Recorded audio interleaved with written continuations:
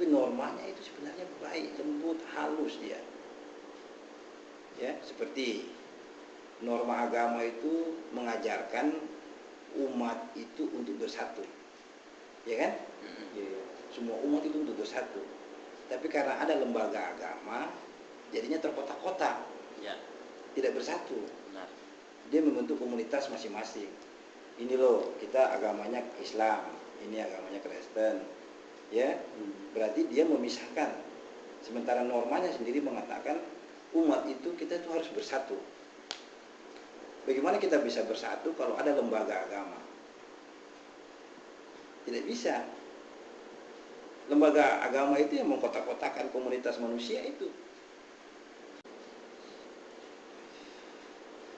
Agama ini kan cara hidup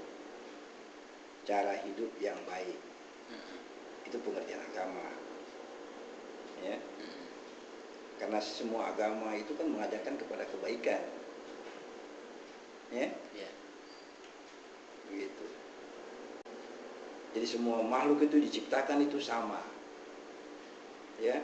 Cuman kebetulan dia ada di rahim seorang yang beragama Kristen, ada di rahim seorang, ya kan, dia bukan maunya dia kan, ya. Nah, artinya yang mendoktrin dia untuk berperilaku itu keluarganya. Ketika dia lahir di rahim Kristen misalnya, didoktrin lah oleh keluarganya dia untuk begini, untuk begitu kan. Nah, kita pun sebaliknya. Dalam memahami atau kita belajar ilmu yang hak ini, ya, itu hanya orang-orang yang bahasanya orang-orang yang lembut saja yang bisa, yang halus saja. Tapi kalau orang yang masih tinggi tidak bisa nyampe dia, karena ilmunya ini ilmu halus, ilmunya ini ilmu lembut, ya. Kita harus merendahkan hati ilmunya ini, bukan hatinya tinggi. Kalau hati tinggi tidak bisa mencapai ilmu ini, hatinya harus hati yang rendah. Yang namanya masa transisi itu kan sifatnya sementara saja, ya. Transisi itu kan pengalihan, ya, dari hujan ke panas atau dari panas ke hujan, ya. Adalah itu hujan panas itu biasa, ya, bikin kita jadi meriang-meriang dikit itu wajar. Tapi kan nggak lama, ya. Nah, gitu. Nanti kalau sudah masuk lagi, dia normal lagi seperti biasa. Nah, memang seperti pembahasan semacam ini, karena ini bukan konsumsi umum, ya. Jadi terkadang kita itu butuh orang-orang yang memang mempunyai pemahaman yang dalam, yang halus semacam ini. Yang kita cari itu mungkin agak sulit, ya. Yang akhirnya gejolak-gejolak yang ada dalam kita punya diri itu, karena ini konsumsi pribadi bukan umum, ya, kita bagaimana caranya yang ada dalam kita punya diri mau kita sampaikan kepada orang, yang akhirnya nanti setelah kita alami itu sebenarnya memang karena bukan umum, jadi ditolak, ya. Jadi kita dalam diri kita itu kan anggaplah barang yang tidak umum ini dia masuk, ya. Anggaplah dia goyang, ya. Dia goyang kita punya diri ini, dalam arti goyang itu dia membersihkan, ya, pemahaman-pemahaman yang sudah masuk ini, dia membersihkan itu, bikin kita jadi bermacam-macam perasaan, campur aduk di situ, ya. Perasaan bingung, perasaan macam-macam itu, yang akhirnya kita tidak stabil kelihatannya, ya, begitu. Sementara kita mau cari orang itu untuk kita ungkapkan permasalahan ini, tidak ada orangnya. Siapa yang mau kita ajak untuk ngomong? Paling kita dengan kita punya diri sendiri. Kalau kita sudah bisa ngatur kita punya diri, ya, mungkin itu dia nanti membuat satu keadaan itu menjadi nyaman, tenang, dia menghibur, ya. Karena ilmu itu kan dia harus menjadi penghibur dalam kita punya diri, ya. Nah, itu. Nah, hal semacam ini Ya, setiap orang pun pada saat dia mempelajari ini, saya rasa dia akan merasakan hal yang sama. Itu dia mau keluar. Dia mau keluar ya. Tapi sementara kita mau keluar ini mau keluar kemana? Keluar kepada siapa? Kepada siapa, gitu, ya. Nah, jadi kalau misalnya duduk dengar cerita itu obatnya. Iya. Obatnya itu dulu dengar cerita, ya. Baru kita rasakan menjadi satu hiburan buat diri kita punya diri. Oh iya, dulu saya tidak tahu ternyata begini, ternyata oh maksudnya ini. Kan jadi hiburan. Oh iya, oh maksudnya ini. Kalau dulu kan tanda tanya terlalu banyak dalam kita punya diri. Iya. Ini kenapa, ini mengapa, bagaimana kan? Tapi dengan adanya penjelasan-penjelasan yang disampaikan itu kan menjadi penghibur buat kita. Jadi maksudnya ternyata ini. Itu.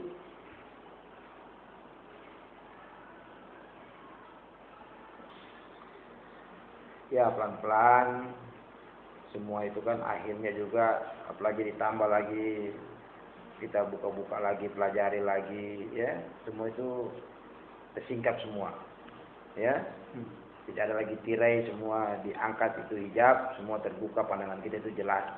Nah baru namanya ilmu itu dia nyata. Ya kalau masih terhijab, ya itu namanya gaib. Gitu. Jadi yang gaib itu karena dia tidak bisa mendefinisikan, daripada pusing-pusing udah saya anggap aja gaib, udah selesai, ya. Tapi kalau itu bisa dijabarkan, yang gaib pun jadi nyata, berarti tahu rahasianya. Benar. Ya, begitu. Nah, cuman bicara ilmu nyata ini orang tidak mau terima. Orang senangnya yang gaib-gaib aja. Orang senangnya tuh yang cerita itu yang sudah dibatasi, tidak boleh lagi kita lewat batas ini. Sampai sini saja.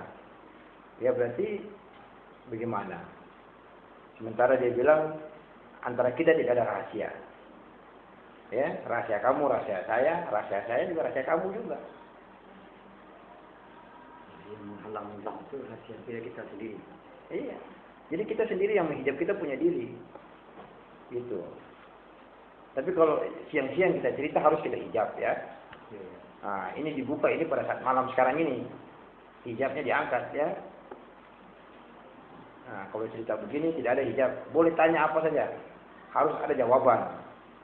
Makanya harus hilang tanda tanya. Kalau masih ada pertanyaan, berarti masih ada hijab. Tertutup. Ya. Nah, kalau siang kita tutup itu, tidak boleh kita buka. Ya. Karena kita bicara ini, kita harus lihat orangnya, tempatnya, situasinya, itu kita harus perhatikan. Gitu. Jangan orang sudah tidak mau dengar kita cerita, tidak boleh. Ya, kadang kita cerita ini kan kita bisa melihat orang yang kita tahu. Ya, orang ini mau dengar atau tidak mau dengar kan kita tahu. Ya, situasinya orang lagi mikirin yang mana, kita cerita yang mana kan nggak nyambung. Gitu. Tapi kalau memang sengaja, kenapa saya suruh harus malam jam 12, situasinya sudah bagus, tempatnya sudah bagus. Ya, kita cerita juga bebas, semua terbuka, tidak ada yang kita sembunyi-sembunyiin, ya. Begitu. Tinggal nanti kita kaji lagi ke dalam.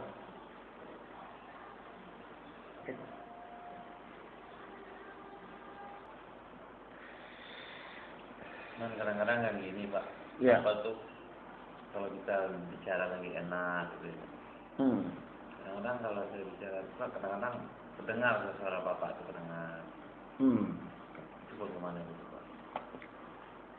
Iya. Jadi ya saya pun sebaliknya begitu. Sama kita, ya. Jadi kan itu kepada ikatan secara batin kita itu mulai kita bentuk. Begitu, ya. Berarti ada pembicaraan-pembicaraan yang membangkitkan satu, kita punya motivasi dan kita punya diri. Membuat kita itu kuat, membuat kita itu kayaknya itu nggak ragu. Kita perlu pegangan-pegangan gitu loh.